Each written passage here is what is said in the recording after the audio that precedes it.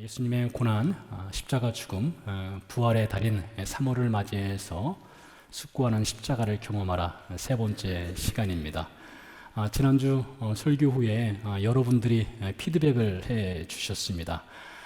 겸손하게 십자가만을 자랑하라 하는데 도대체 겸손하게 십자가 자랑한다는 것이 무엇인지 구체적으로 말을 왜 안 해주냐. 여러분 대단히 감사드립니다. 사도행전 17장에 보면 베레아 교회 신자들에게 이런 칭찬을 합니다. 베레아 교회 신자들은 하나님 말씀을 듣고 그 말씀이 정말 그러한가 하여 그 말씀을 날마다 상고하더라. 상고한다는 말은 배우고 연구하고 질문하고 답한다, 이런 의미가 있습니다. 우리는 그런 신자가 되어야 합니다. 말씀을 듣고 한 귀로 듣고 다른 귀로 내보내는 것이 아니라 정말 그 말씀이 그런한가 하여 씨름할 필요성이 있습니다. 또 배워야 합니다. 또 질문을 해야 됩니다. 그래서 여러분들이 이렇게 말씀을 듣고 피드백을 주실 때 저는 가슴이 뜁니다. 놀라서 뛰는 것이 아니라 행복해서 뜁니다. 정말 기쁘고 감사합니다.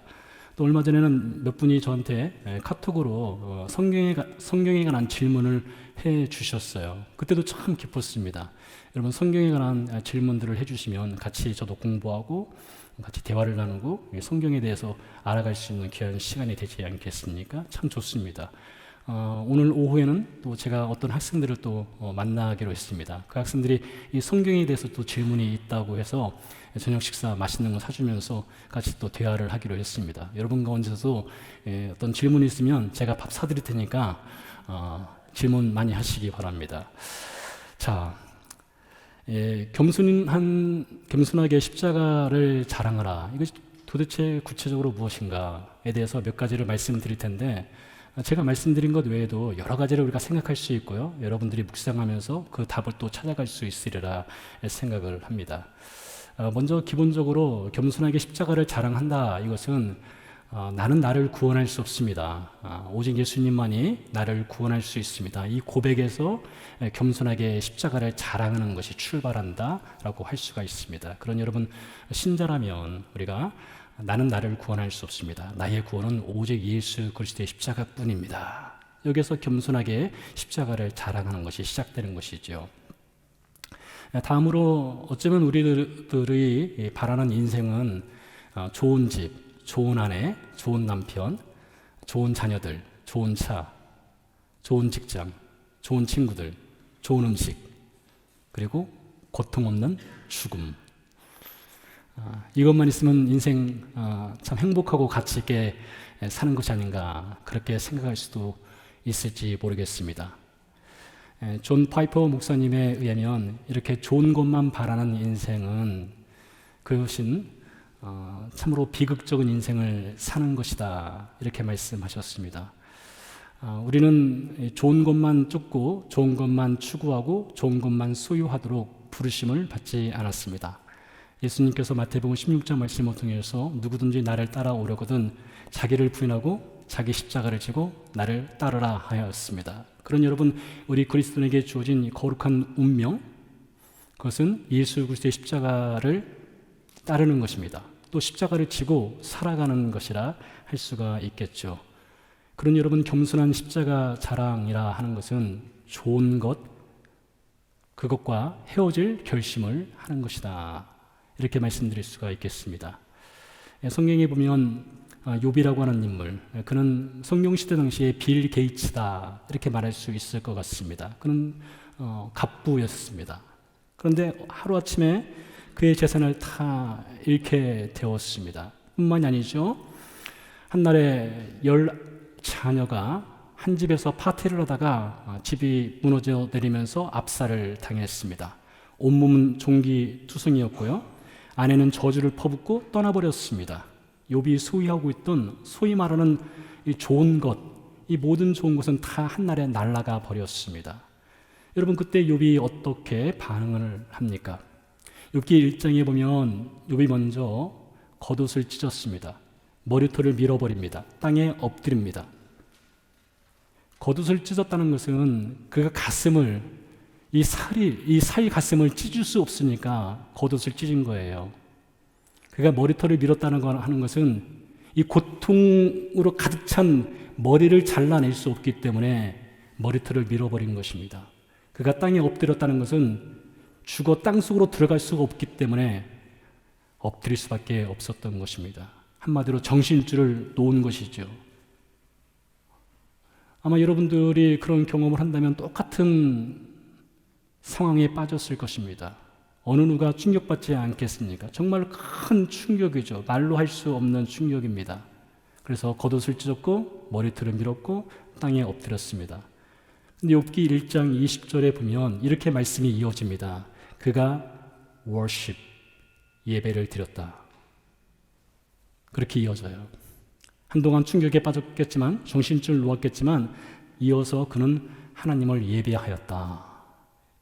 그러면서 욥이 하나님을 예배 중에 찬양하게 되는데 이렇게 찬양을 합니다.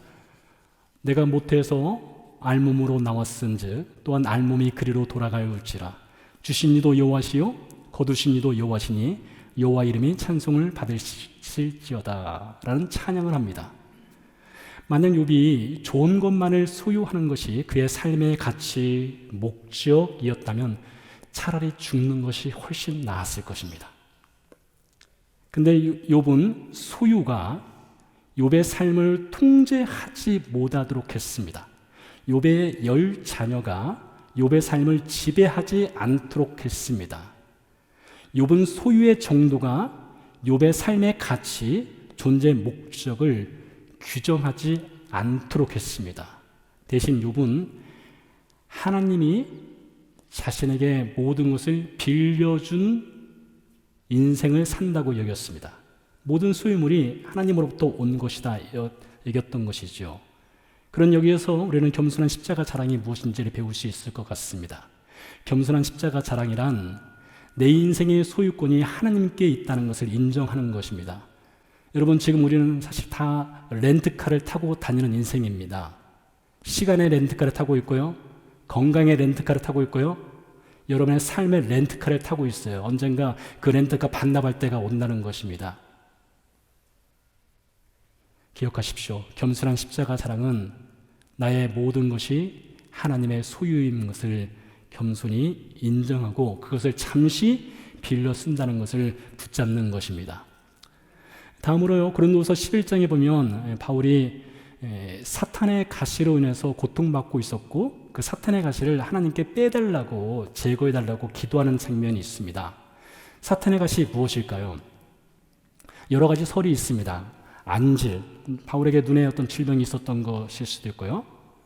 우울증, 바울에게 우울증이 있었다라고 주장하는 학자들도 있습니다. 어떤 학자들은 바울을 쫓아다니면서 바울을 늘 괴롭히고 방해했던 유대인들이 바울에게 사탄의 가시였다 이렇게 말하기도 합니다. 아무튼 바울은 이 사탄의 가시를 빼달라고 하나님께 3번을 간구하게 됩니다. 근데 하나님께서 단호하게 거절하셔요. 그 기도 못 들어주겠다 하신 것이죠. 그러면서 이렇게 말씀하셨습니다. 너는 평생 그 사탄의 가시를 지니고 연약한 인생을 살아라. 사탄의 가시를 지니고 사는 삶이 내가 너에게 준 최고의 선물이다. 이렇게 말씀하셨습니다. 그러면서 말씀하시기를 연약한 너를 통해서 나의 십자가의 능력을 훨씬 빛나고 영광스럽게 드러낼 것이다. 이렇게 말씀하셨어요. 그러자 바울이 자신에게 말씀하신 하나님 말씀을 듣고 자신의 삶을 어쩔 수 없는 운명으로 받아들였느냐? 그렇지 않습니다. 바울은 사탄의 가시를 운명으로 받아들이지 않았습니다. 은혜로 받아들였습니다. 하나님의 사랑으로 받아들였습니다. 하나님의 능력으로 받아들였습니다. 그리고 그 연약함을 오히려 자랑을 하게 됩니다. 겸손한 십자가 자랑이 무엇입니까? 겸손한 십자가 자랑은 우리에게 주어진 현재 상황이 우리로선 도저히 이해할 수 없다 할지라도 그 삶은 나만이 살아낼 수 있는, 기억하십시오. 나만이 살아낼 수 있는, 그 누구도 아닌 나만이 살아낼 수 있는 삶이기에 하나님이 나에게 주신 것이다. 그것을 인정하는 것입니다. 쉽지 않죠. 어렵죠. 고통스럽죠.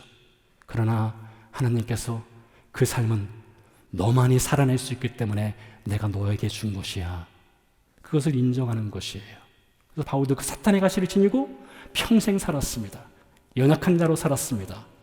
그런 여러분, 겸손하게 우리에게 주어진 삶의 현실을 하나님이 주신 최고의 삶으로 받아들이십시오. 그래서 감사하십시오. 제가 여러분에게 강단에서 겸손한 십자가 자랑이 무엇인지 또 그렇게 살라고 말씀드리는 것은 그리 어려운 일이 아닐 수 있습니다.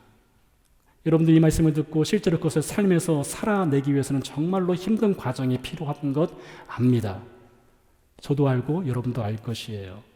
때문에 우리는요, 이 겸손한 십자가 자랑을 하는 삶을 살기 위해서는 성령 하나님을 절대적으로 의지해야 합니다. 우리 힘으로 가능하지 않습니다. 도움을 청해야 됩니다.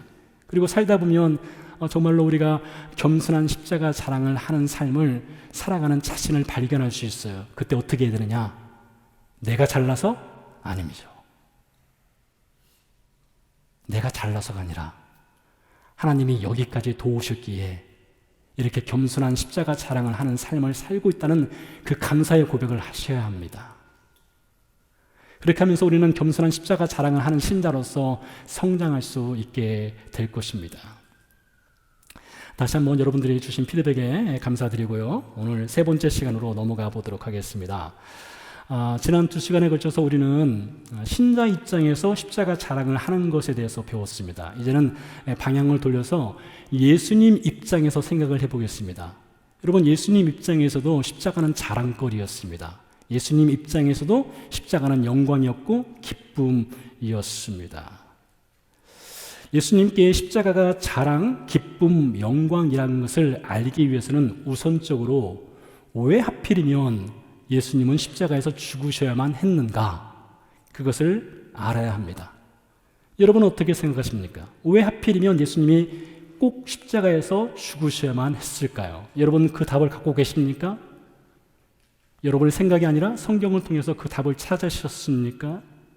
이것은 매우 중요합니다. 자, 오늘 함께 예수님이 십자가에서 죽으셔야만 했던 이유를 찾아보도록 하겠습니다.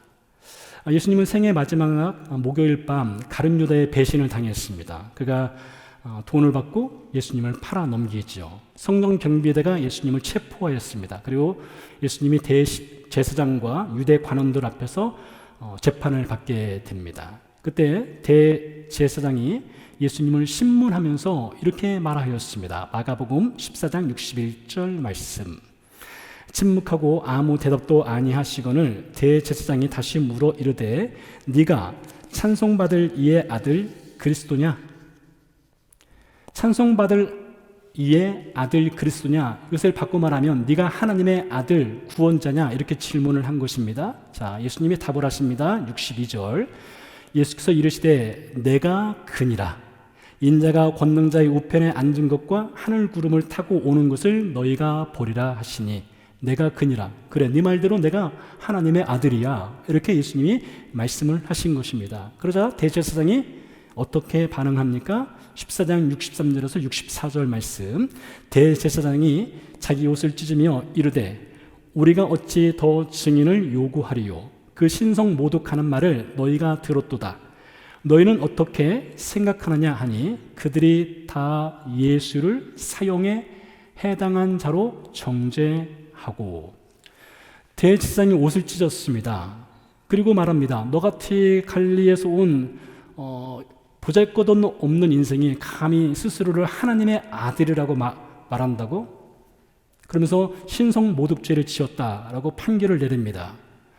여러분, 유대 율법에 의하면 신성 모독죄를 저지른 사람은 돌에 맞아 죽도록 되어 있습니다. 자, 그러면 유대인들은 이렇게 예수님이 신성 모독죄를 저질렀으니 예수님 목에 신성 모독죄라는 죄패를 걸고 광장에 예수님을 끌고 가서 돌을 들어 예수님을 죽이면 됩니다.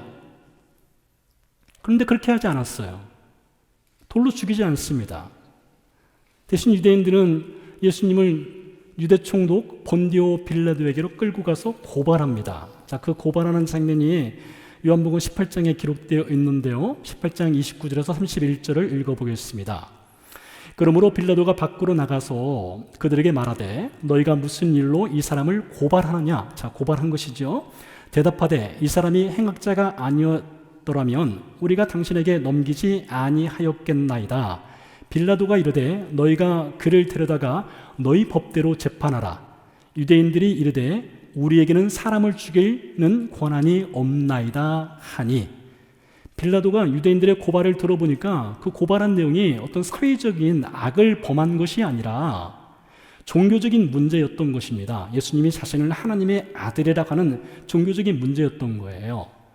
그래서 가서 너희 법대로 예수를 재판하라. 죽이든지 살리든지 너희가 알아서 하라. 이렇게 말하는 것이죠. 그랬더니 유대인들이 하는 말이 우리에게는 이 사람을 죽일 권한이 없습니다. 이렇게 말을 했습니다. 거짓말입니다. 그렇지 않습니다. 유대인들 죽일 권한이 있었습니다.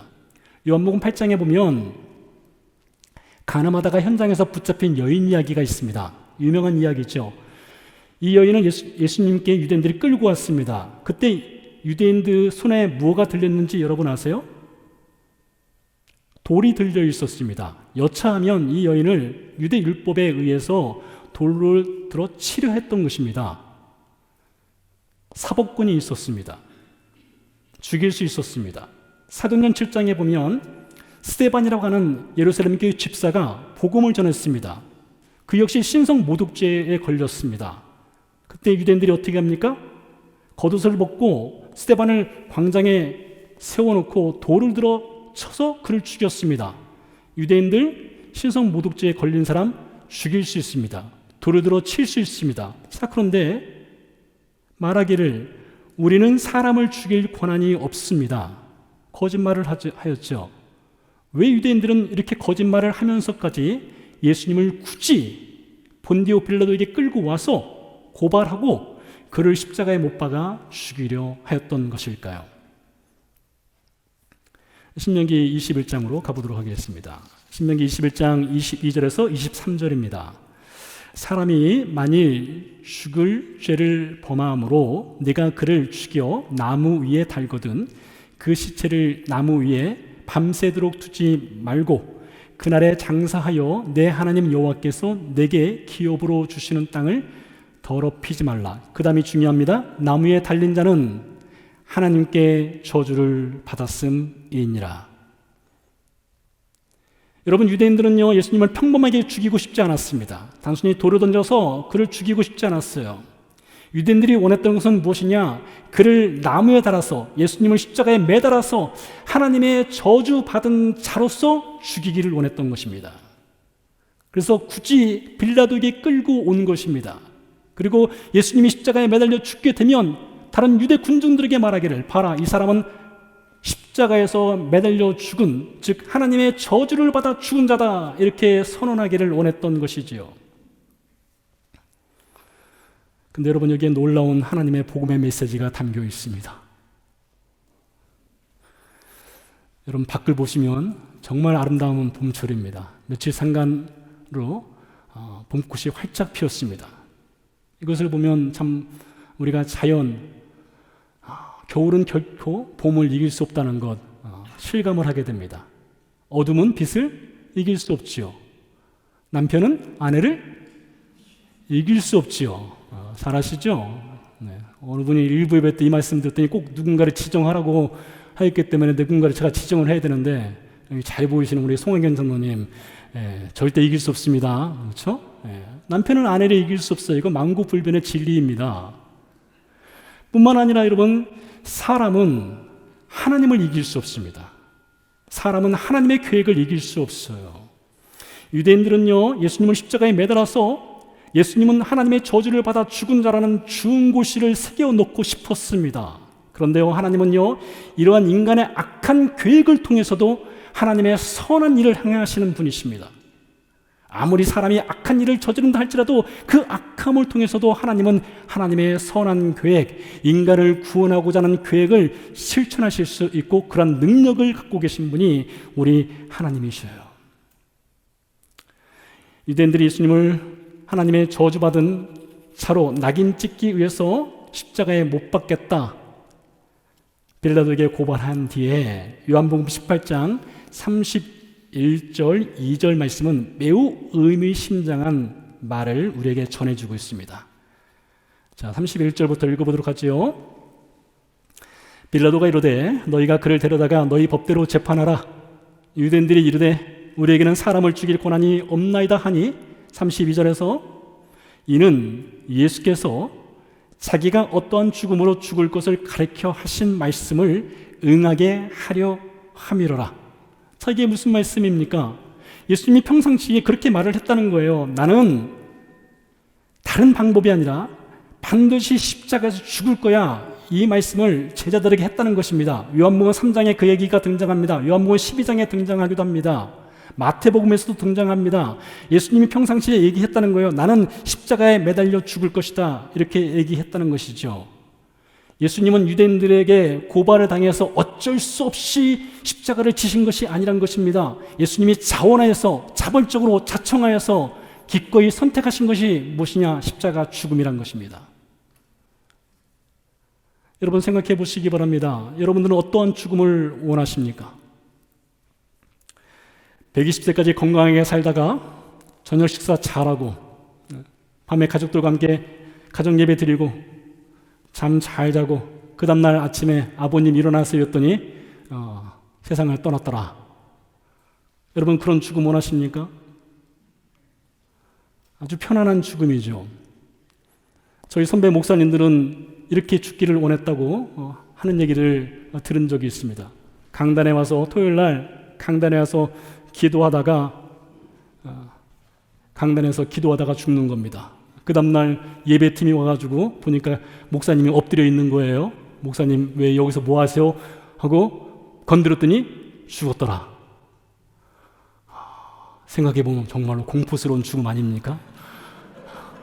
저도 한때는 그렇게 죽으면 좋겠다라고 생각했었는데 생각해보니까 그런 것은 정말로 은혜로운 죽음이 아니에요. 근데 여러분 우리가 죽음을 선택할 수 있습니까? 여러분은 어떤 죽음을 죽고 싶다고 해서 그 죽음이 여러분이 선택한 대로 이루어질 수 있을까요? 아니요. 우리는 죽음을 선택할 수 없습니다. 우리는 죽음의 방법을 선택할 수가 없어요. 우리는 미래를 알 수 없습니다. 어떻게 어디에서 언제 죽을지 우리는 모릅니다. 근데 예수님을 보십시오.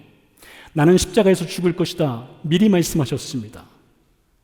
예수님은 죽음의 길, 죽음의 방법을 스스로 선택하셨어요. 근데 하필 그 죽음의 방법이 유대인들이 말하는, 성경에서 말하는 하나님의 저주를 받는 죽음의 방법입니다. 왜 하필 예수님은 하나님의 저주를 받는 죽음의 방법인 십자가를 선택했을까요? 또 그것을 원했을까요? 갈라디아서 3장 13절에서 답을 찾아보겠습니다. 그리스도께서 우리를 위하여 저주를 받은 바 되사, 이게 중요합니다. 그리스도께서 우리를 위하여 저주를 받은 바 되사 율법의 저주에서 우리를 속량하셨으니 기록된 바 나무에 달린 자마다 저주 아래에 있는 자라 하였습니다. 바울이 신명기 21장 22절 23절 말씀을 인용했습니다. 나무에 달린 자마다 저주를 받은 자인데 그리스도께서 우리를 대신해서 우리를 위하여 십자가에 매달리심으로써 율법의 저주에 있는 죄로 죽었던, 허물로 죽었던 우리를 살려내셨다. 예수님 스스로 하나님의 저주를 받는 이 십자가 죽음을 선택하신 것은 바로 우리를 위해서라. 이렇게 말을 하고 있습니다. 요한복음 3장 16절 말씀 우리가 다 아는 말씀 아니겠습니까? 하나님이 세상을 이처럼 사랑하사 독생자를 주셨으니, 여러분 하나님이 여러분을 사랑하기로 결정하셨습니다. 그것도 무조건적으로요. 그리고 그 아들을 주시기로 하셨습니다.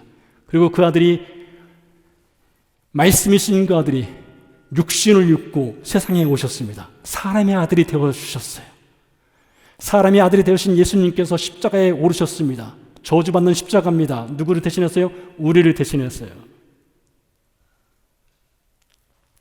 여러분 사람은요, 사람을 대신해서 죽을 수가 없습니다. 우리 어머니들이 그런 말을 하죠.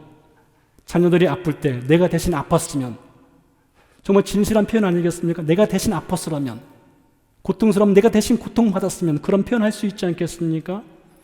사무엘하 18장에 보니까 다윗의 셋째 아들 압살롬이 아버지 다윗에게 반기를 들었습니다. 쿠데타를 일으켰습니다. 칼을 들었어요. 다윗이 권좌에서 쫓겨났고 예루살렘을 떠났습니다. 요단 건너편으로 도망을 칠 수밖에 없었습니다. 압살롬이 왕이 되었습니다. 그런데 압살롬은 그것으로 만족하지 않았습니다. 아버지를 죽이겠다고 군사들을 끌고 요단 동편으로 건너갑니다. 요단 동편에 피난을 하고 있던 다윗이 자신의 군사들을 압살롬에게 보내면서 압살롬과 전쟁을 하게 되었죠. 그러면서 이런 부탁을 했습니다. 내 아들 압살롬을 불쌍히 여겨달라 했어요. 그를 죽이지 달라 이것이지요. 근데 어떤 일이 벌어집니까? 압살롬이 염통이 찔려서 심장이 찔려서 죽임을 당합니다. 그 소식을 다윗이 나중에 듣게 되지요.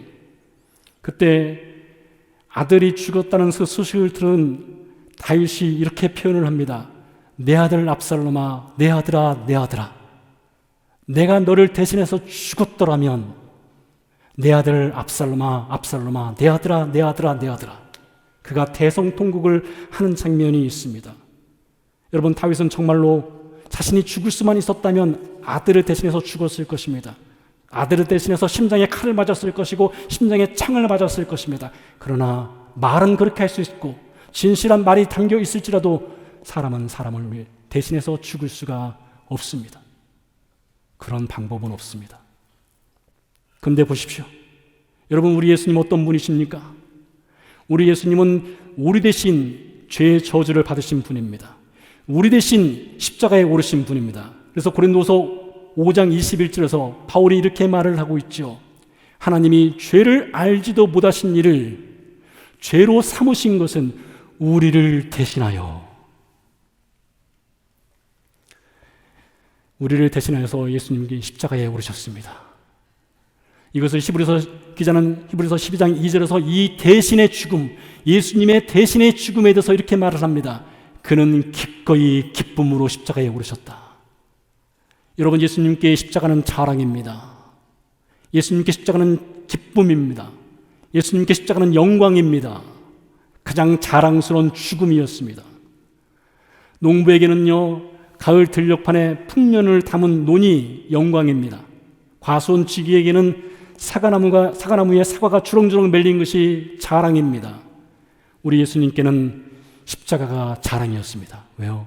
우리를 대신해서 죽을 수 있기 때문에 그렇습니다.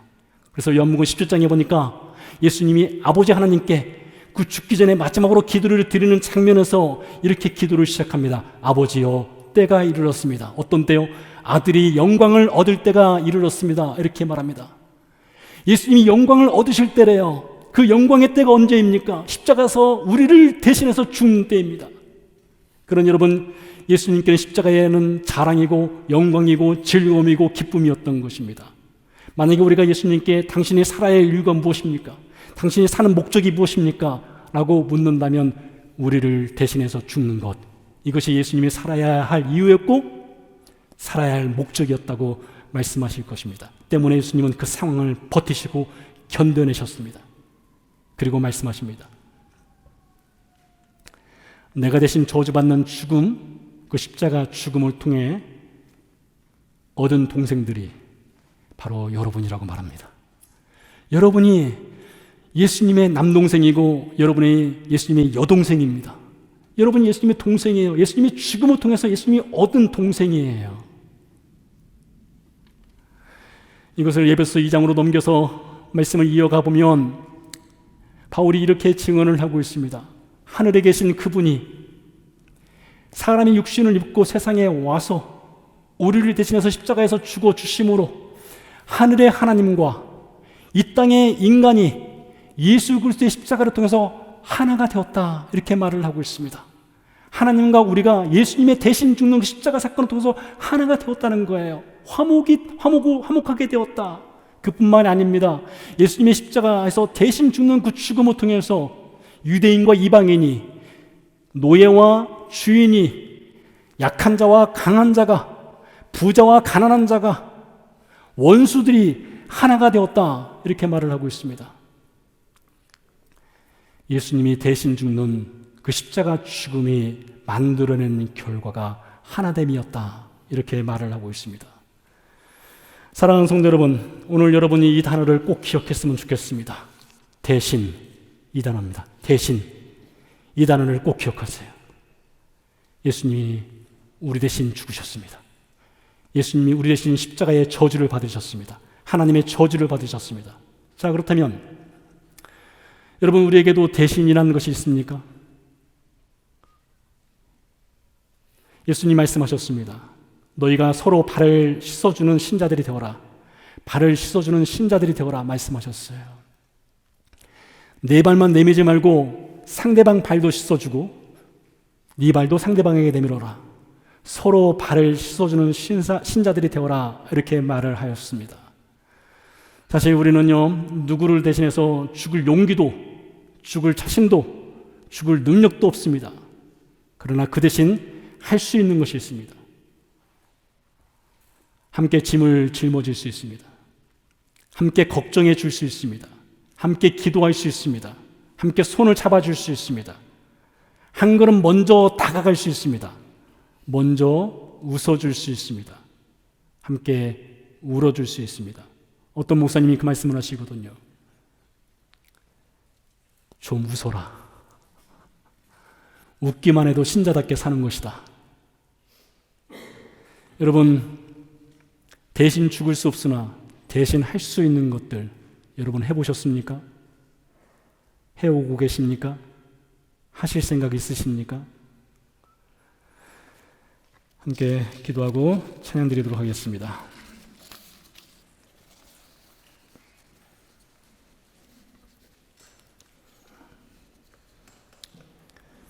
예수님은 십자가를 선택하셨습니다. 어쩔 수 없는 선택이 아니라 최고의 선택이셨습니다. 그 십자가 선택을 통해서 대신, 우리 대신 하나님의 저주를 받는 것을 기뻐하셨습니다. 그 십자가 사건이 우리를 구원하게 된 것입니다.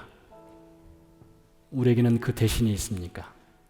대신 죽어줄 수 없으나, 대신 삶을 살아줄 수는 없으나, 그 대신 함께 짐을 짊어지고, 함께 걱정하고, 함께 기도하고, 함께 웃어주고, 함께 울어줄 그 대신, 그 대신이 우리에게는 있습니까? 우리 이 시간 함께 기도하겠습니다. 예수님의 십자가 자랑을 통해서 우리가 구원받게 되었으니 주님, 우리도 우리에게 주어진 십자가를 짊어지고 주의 길을 걷게 하옵소서. 십자가가 우리에게 자랑이 되게 하옵소서. 죽을 수 없고 삶을 살아줄 수는 없으나 대신 할 수 있는 것을 하게 해 주옵소서. 기도하겠습니다. 살아계신 아버지 하나님, 감사합니다. 하나님의 긍휼과 하나님의 은혜로 우리를 십자가의 은혜로 구원해 주시니 감사를 드립니다. 예수 그리스도의 십자가 사건을 통해서 우리를 대신해서 하나님의 저주를 받으시고 우리를 대신해서 죽어주심으로 우리를 죄에서 구원하시고 하나님의 자녀 삼아주셨습니다. 우리를 예수님의 자랑스러운 남동생, 여동생으로 불러주셨습니다. 하나님, 이 시간 기도합니다.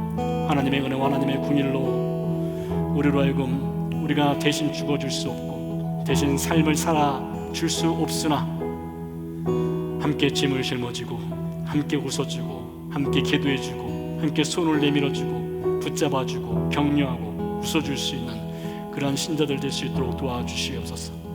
우리 아버지 하나님, 우리 평생에 십자가 자랑이 되시는 그 예수님 우리의 평생에 우리의 자랑거리가 될 수 있도록 주님 우리를 축복해 주시옵소서. 대신할 수 있는 것을 찾게 해 주시옵소서. 하게 해 주시옵소서. 도와주시옵소서. 지금까지 이루신 그 하나님의 능력과 하나님의 사랑으로 우리를 도와주시옵소서.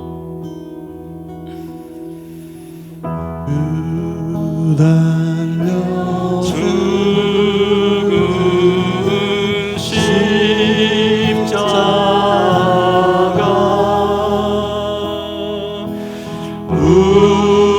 우리가 생각할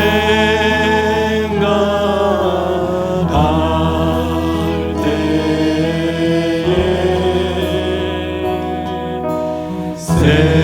세상에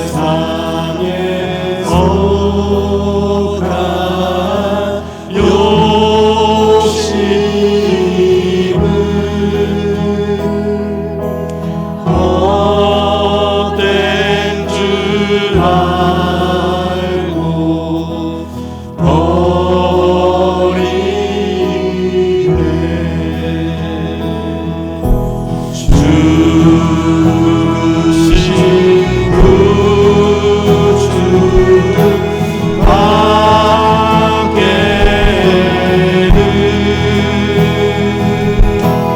사랑 주지 말게 하소서.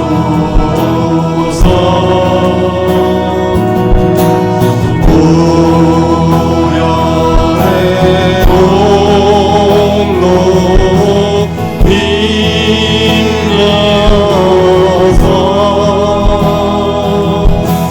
요만한 마음을 버리네. 못 박인 손만 보니 근자미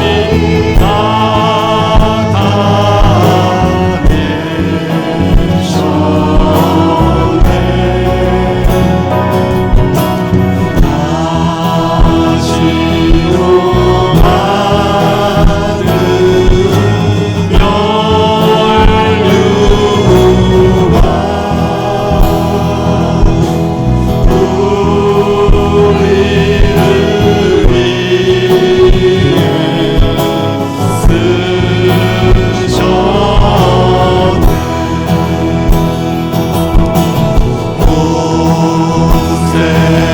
세상 마음을 가져도 주의 못난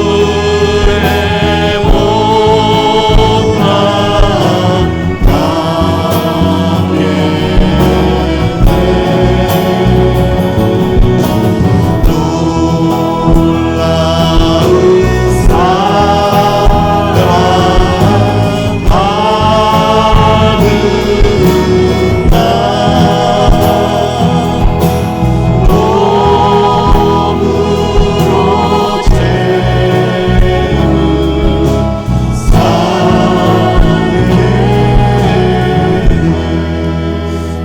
다시 한번 기도하도록 하겠습니다. 우리의 평생의 삶 가운데 좋은 것만을 소유하고 좋은 것만을 쫓는 것이 아니라 하나님이 빌려주신 인생을 가장 가치 있게 살아갈 수 있는 그런 삶 살게 해주옵소서. 내 삶을 빌려주셨기에 하나님께 되돌려드리는 그날까지 그리스도인답게 신자답게 살아갈 수 있는 은혜 허락하옵소서. 하나님의 은혜로 십자가 자랑을 은혜를 주셨으니 내 평생의 삶 가운데 십자가가 나의 가장 큰 기쁨, 큰 자랑 되게 해 주옵소서.